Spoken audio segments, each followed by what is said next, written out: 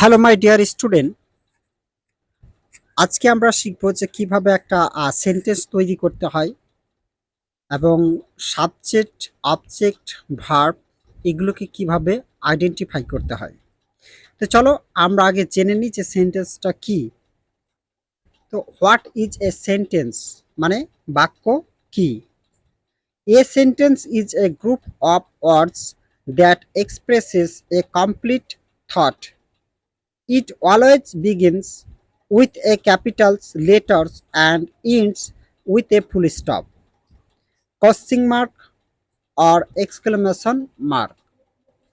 বাক্য হলো শব্দের এমন একটি গুচ্ছ যা সম্পূর্ণ অর্থ প্রকাশ করে। এটি সবসময় বড় হাতের অক্ষর দিয়ে শুরু হয় এবং শেষ হয় ফুল স্টপে অথবা প্রশ্নবোধক চিহ্ন অথবা বিস্ময়বোধক চিহ্ন থাকে। তো বাক্য হচ্ছে আমাদের মনের ভাবকে প্রকাশ করে অন্যজনকে বুঝিয়ে দেওয়া যে আমরা কি বলতে চাচ্ছি, যেন সামনের যে পার্সনটা আছে বা ব্যক্তিটা আছে তাকে বুঝিয়ে দেওয়া হচ্ছে কি বাক্য। তাহলে এই বাক্যকে কিভাবে আমাদের তৈরি করতে হবে এবং এগুলোর স্ট্রাকচার মানে গঠন, মানে সেন্টেন্সের যে স্ট্রাকচার এর গঠনটা কি হবে সেটা আমাদের জানতে হবে। তো এটা হচ্ছে বেসিক স্ট্রাকচার। যখন আমরা টেন্সগুলো শিখবো তখন আমাদের এই স্ট্রাকচারগুলো সেম থাকবে, কিন্তু সেখানে কিছু অ্যাড হবে, হয়তো হেল্পিং ভার্ব অ্যাড হবে, ভার্বের সাথে ভার্বগুলো চেঞ্জ হবে। তো এইগুলো আমরা যখন টেন্স শিখবো তখন আমরা জেনে নেব। তো আমরা বেসিক স্ট্রাকচারটা মনে রাখি। বেসিক স্ট্রাকচারটা কি? Subject plus verb one plus object plus extension. তো এই সাবজেক্ট, ভার্ব এবং অবজেক্ট এবং এক্সটেনশনটা কি সেটা আমরা জানবো। সাবজেক্ট হচ্ছে কি, যে কর্তা, যে বাক্যে কাজ করে তাকে আমরা সাবজেক্ট বলবো। আর ভার্ব হচ্ছে কি, যে কাজটাকে ঘটায় বা যেটা অ্যাকশন, যেটা কাজের অ্যাকশন বোঝানো হয় সেটা হচ্ছে ভার্ব। আর অবজেক্ট হচ্ছে কি, কর্ম। হুম। আর কর্ম বলতে কি, আমরা কি করছি সেটাকে বলা হচ্ছে। যখন তারপরে চলো প্লাস এক্সটেনশনস। এক্সটেনশনস হচ্ছে কি? এক্সটেনশনটা হচ্ছে কি, এটা একটা হচ্ছে কি যে যখন আমরা সাবজেক্ট প্লাস ভার্ব এবং অবজেক্ট ছাড়াও আমরা যদি একটা সেন্টেন্সের ভিতরে আমরা কিছু পাই, এর বেশি পাই, সেটাকে অতিরিক্ত বলা হয়। এক্সটেনশন মানে হচ্ছে কি অতিরিক্ত শব্দ বলা হয় একটা সেন্টেন্সের মধ্যে। তো ১ নম্বরে আমরা নিয়মগুলো কিছু আছে সেগুলো জানতে হবে যে আমরা একটা সাবজেক্টকে কিভাবে বের করব, আমরা অবজেক্টকে কিভাবে করব এবং ভার্বটাকে কিভাবে চিনব। তো দেখো ১ নম্বর উদাহরণ আছে যে একটি বাংলা বাক্যের শেষে আমরা ভার্বকে পাবো। তাহলে একটা বাংলা বাক্য থাকবে, তার শেষে আমরা ভার্বটাকে পাবো। কে বা কারা দিয়ে ভার্বকে প্রশ্ন করলে আমরা সাবজেক্ট পাবো। তাহলে ভার্বটাকে আমাদের কে অথবা কারা দিয়ে প্রশ্ন করতে হবে, করে যেটা পাবো সেটা হচ্ছে কি সাবজেক্ট। ৩ নম্বর হচ্ছে কি বা কাকে দিয়ে ভার্বকে প্রশ্ন করলে আমরা অবজেক্ট পাবো। মানে সবসময় আমাদের ভার্বকে প্রশ্ন করতে হচ্ছে। যখন আমরা কে বা কারা দিয়ে ভার্বকে প্রশ্ন করছি তখন আমরা সাবজেক্ট পাবো, এবং কি বা কাকে দিয়ে প্রশ্ন করলে আমরা কি অবজেক্ট পাবো। তাহলে চলো আমরা কিছু উদাহরণ দেখব এবং সেগুলো উদাহরণের মাধ্যমে বুঝে নেব। দেখো, আমি ভাত খাই। তাহলে এটা একটা বাংলা কি বাক্য। তাহলে সর্বপ্রথম আমরা আগে ভার্বটাকে বের করব। আর ভার্ব ছাড়া কখনো সেন্টেন্স তৈরি হয় না। Without verbs we can not make any sentence. আমরা ভার্ব ছাড়া কখনোই সেন্টেন্স তৈরি করতে পারি না। তাই অবশ্যই সাবজেক্ট এবং ভার্ব লাগবে আমাদের। দেখো, তাহলে বাংলা যেহেতু বাক্য পেয়ে গেছি আমরা অলরেডি, তাহলে আমরা ভার্বটা অলরেডি এবার চিনতে পেরে নেবো যে আমাদের ভার্বটা কোথায় থাকে। তাহলে দেখো, এখানে সূত্রতে বলা আছে যে একটি বাংলা বাক্যের শেষে আমরা ভার্বকে পাবো। তাহলে বাংলা এটা একটা বাক্য, তার শেষে কি লেখা আছে? খায়। তাহলে এটা ভার্ব পেয়ে গেছি। এবার ভার্ব পেয়ে গেলে আমাদের প্রশ্ন করতে হচ্ছে কি, কে বা কারা দিয়ে ভার্বকে প্রশ্ন করলে আমরা সাবজেক্ট পাবো। তাহলে দেখো, কে বা কারা দিয়ে প্রশ্ন করব। তো কে এবং কারা দিয়ে আমরা কখন প্রশ্ন করব? যদি আমরা একটা সেন্টেন্সের মধ্যে একজন দেখতে পাই। কি বললাম? যে আমরা যদি একটা সেন্টেন্সের ভিতরে একটা বাংলা বাক্যের মধ্যে যদি একজনকে দেখতে পাই তাহলে আমরা কে দিয়ে প্রশ্ন করব। এবং একের অধিক যদি থাকে, অর্থাৎ একের বেশি যদি থাকে, তাহলে আমরা কারা দিয়ে প্রশ্ন করব।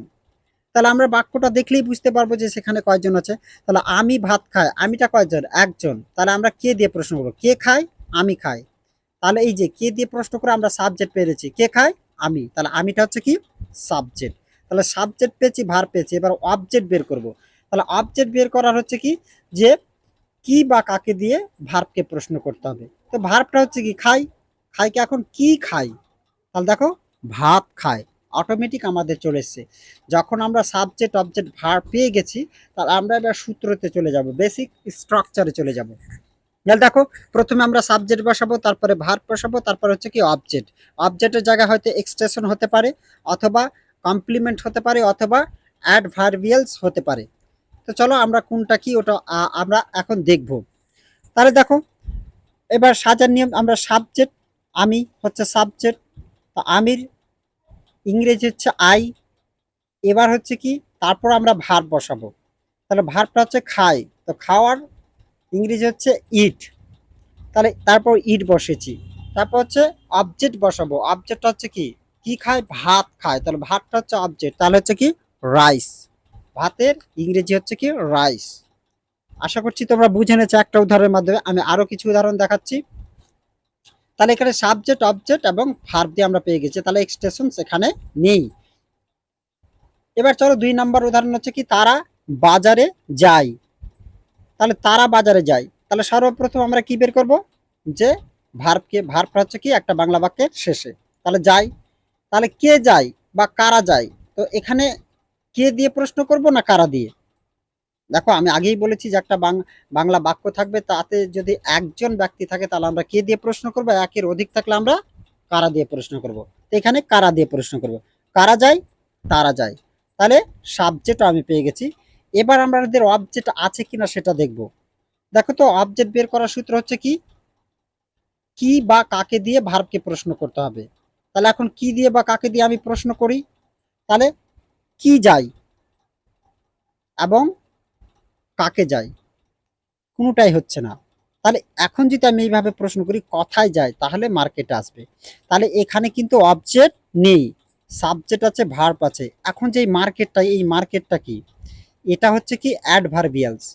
অ্যাডভার্বিয়ালস আমরা কখন পাবো, একটা ভার্বকে যখন আমরা প্রশ্ন করব, যদি প্রশ্নটাতে হাউ, হোয়ার, ওয়েন এবং হয় দিয়ে যদি আমরা প্রশ্নটা পাই, তাহলে সেটা হচ্ছে কি অ্যাডভার্বিয়ালস হবে। তাহলে এই মার্কেটটা এখানে অবজেক্ট নয়, এটা হচ্ছে কি অ্যাডভার্বিয়ালস। এগুলোর বিষয়ে আমি তোমাদের জানাবো। তাহলে দেখো এবার সাবজেক্ট পেয়ে গেছি, ভার্ব পেয়ে গেছি, তারপর আমাদের সাবজেক্ট এবং ভার্বকে সুন্দর করে বসাতে হয়। সাবজেক্টটা প্রথমে থাকবে, সাবজেক্টের পরেই কিন্তু আমাদের ভার্ব বসাতে হবে, সেটা হচ্ছে অ্যাকশন ভার্ব হতে পারে অথবা হেল্পিং ভার্ব হতে পারে।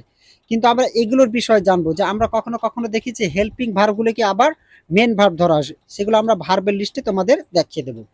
তাহলে এখানে দেখো তারার ইংরেজি হচ্ছে কি দে, তারপর আমরা কি ভার্ব বসাবো, সূত্রতে যে যে হিসাবে লেখা আছে, দেখো সূত্রটা আমি বারবার তোমাদের দেখাচ্ছি এবং তোমরা এটাকে ফলো করবা। ঠিক আছে, দেখো subject plus verb plus object plus extension. তো এখানে দেখো তারপরে যে দে, তারার ইংরেজি হচ্ছে দে, তারপর আমরা ভার্ব দিয়েছি, ভার্বটা হচ্ছে যাওয়া, যাওয়ার অর্থ হচ্ছে কি গো, তাহলে গো দিয়েছি। এবং টু, টুটা হচ্ছে কিসের কারণে হলো, টু বলতে কোনো দিকে যদি আমরা যাই, তার ক্ষেত্রে আমাদের টু বসাতে হয়। তাহলে আমরা বাজারে যাই, তাহলে বাজারের দিক একটা এখানে আইডেন্টিফাই করছে দিক, তাহলে দিকের জন্য আমরা বসেছি কি টু। এবার হচ্ছে কি কথায় যায় মার্কেট, তাহলে বাজারে, তাহলে দে গো টু মার্কেট। এবার আমাদের 3 নম্বর উদাহরণ হচ্ছে সে ক্রিকেট খেলে, সে ক্রিকেট খেলে, তাহলে খেলাটা হচ্ছে ভার। এবার সে একজন, তাহলে কে দিয়ে প্রশ্ন, কে খেলে, সে খেলে, সাবজেক্ট পেয়ে গেছি, ভার পেয়েছি, কি খেলে, কি ক্রিকেট খেলে, তাহলে আমরা অবজেক্টও পেয়ে গেছি। তাহলে এখানে সাবজেক্ট অবজেক্ট পেয়ে গেছি, আবার সূত্র অনুযায়ী সাজাবো।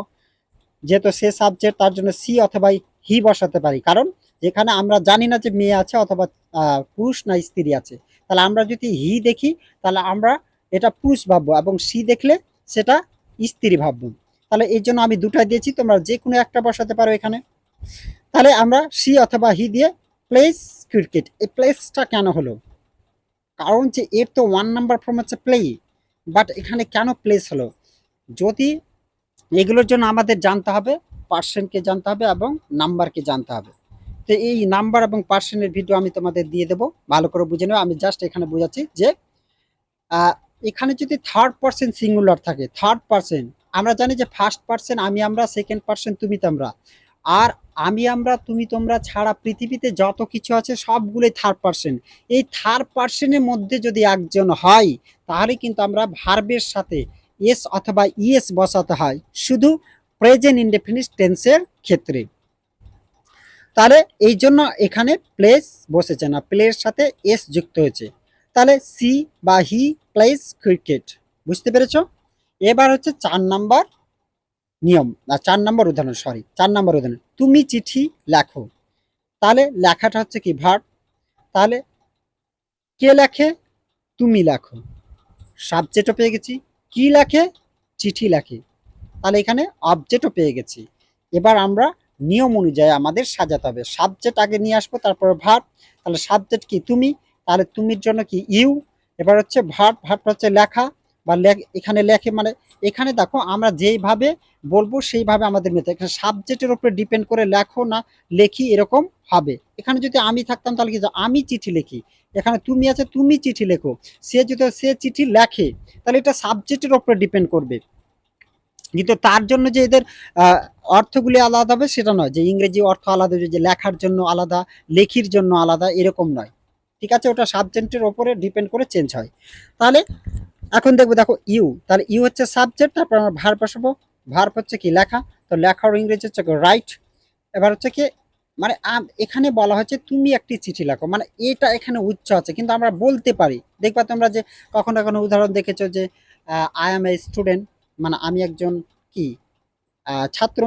তাহলে এখানে কিন্তু অ্যামটার অর্থ হচ্ছে হয়, তাহলে আমি হয় একজন ছাত্র, কিন্তু আমরা বাংলাতে না বললেও চলবে, কিন্তু আমাদের ইংলিশে দিতে হয়। তাই এখানে দেওয়া আছে যে ইউ রাইট লেটার, মানে তুমি একটি চিঠি লেখো বা তুমি চিঠি লেখো, এটা বলতে পারো। তো আশা করছি তোমরা এই সাবজেক্ট অবজেক্ট ভার্ব এই সমস্ত বিষয় নিয়ে তোমাদের সমস্ত ডাউট ক্লিয়ার হয়ে গেছে। আর এরপর আমি পরে ভিডিও দেব, যেটা হচ্ছে কি যে তোমাদের কিভাবে একটা লং সেন্টেন্স তৈরি করতে হয়, হ্যাঁ, এবং আমরা কিভাবে আরো এগুলো দিয়ে আমরা লং লং করে সেন্টেন্সগুলোকে তৈরি করতে পারবো। তো আশা করছি তোমাদের যদি ভিডিওটা ভালো লাগে তো বন্ধুদের শেয়ার করে দিবে এবং তাদেরও শেখার সুযোগ করে দিও। Thank you.